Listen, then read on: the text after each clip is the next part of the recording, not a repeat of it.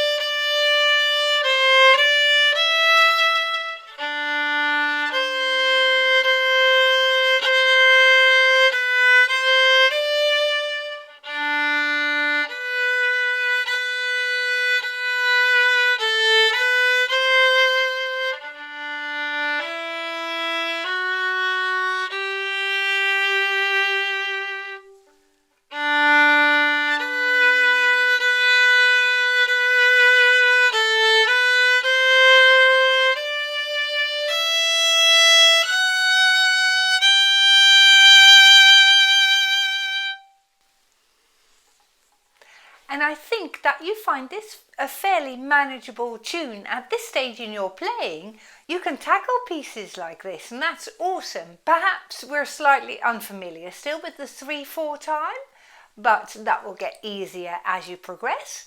And when you find a piece reasonably straightforward to play, do use your extra brain space, if you can, to make the music more interesting to listen to. So we're going to add performance directions, and performance directions are markings in your music that indicate whether you can play the music loud or soft, or whether you can speed it up or slow it down, or whether you can play staccato or legato, so short or smooth notes.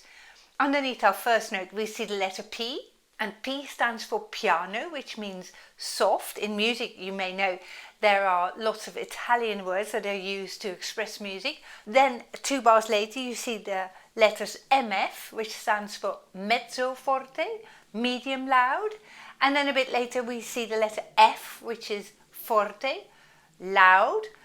So you can see that across the first 6 bars in this music, we're going to get louder and louder. Now in general, how do you play louder? I've done another lesson on this in this course, I believe. Otherwise, there is another lesson how to play louds and softs on the violin on this channel as well. There are 3 different ways how you can play louds and softs. The first one is to use less bow when you want to play softer, and to use more bow when you play louder. And that is our first thing that we're going to add to our music here. So the first 2 bars, I'm going to use shorter bows, then the next 2 bars, and then I'm going to use lots of bow on bars 5 and 6.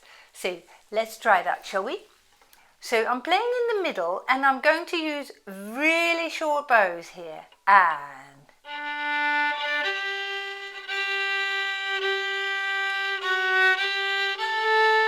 now I'm going to make my bows longer.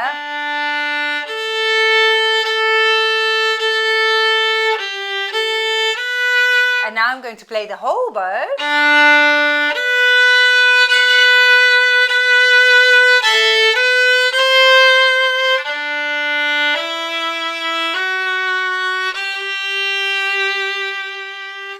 And I think you've heard a difference in loud and soft playing.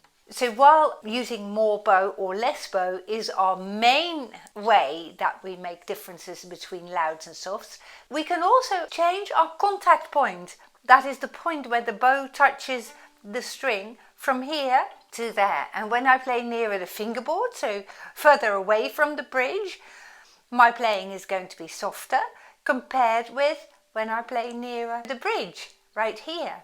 So this time when we play, let's keep our differences in bow length like we practiced a moment ago, but add to that our change in contact point. And let's see if we have a different sound quality. So I'm going to play the first couple of bars again. This time I'm going to start nearer the fingerboard. 2, 3.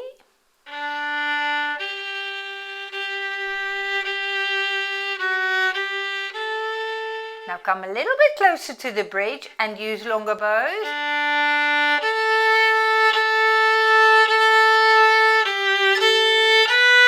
And now use the whole bow and come closer to the bridge.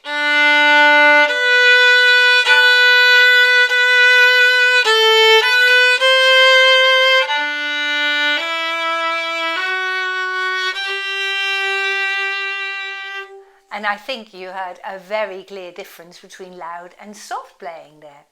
Now, of course, there is a third way that adds loud and soft playing to your music, and that is pressing less hard on the bow or pressing harder on the bow so that you get more weight into the string. And it's actually that hanging off the string with your bow arm that gives you the nicest sound as opposed to pushing the bow into the string. But I think when you focus on the bow length, you're automatically already adding this third way of playing louds and softs to your playing. Namely, because you use longer bows, you're automatically already playing the bow more into the string.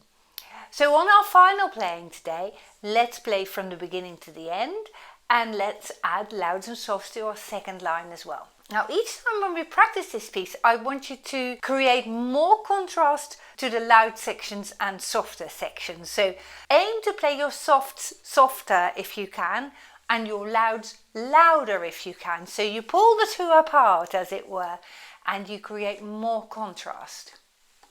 So I'm starting super soft this time, all the way through now. 1, 2, and 3.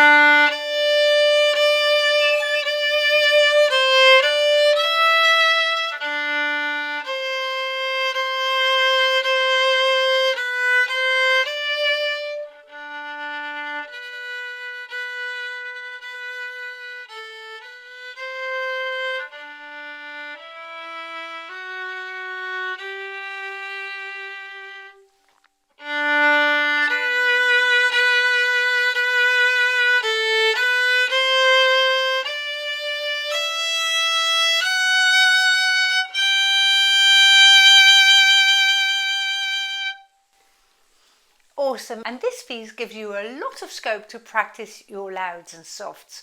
And I'm hoping that in other music that you play, you're starting to put more variety in dynamics, as they're called altogether, all the louds and softs, in dynamics into your other music as well.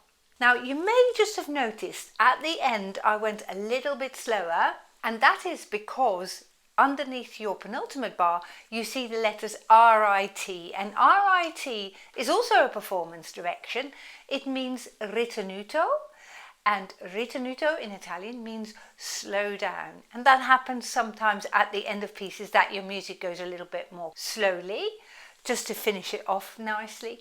And so that is what I did here as well. I'm hoping you're having lots of fun with this and you can explore this idea even further in other music too. I very much look forward to seeing you in the next lesson. Goodbye.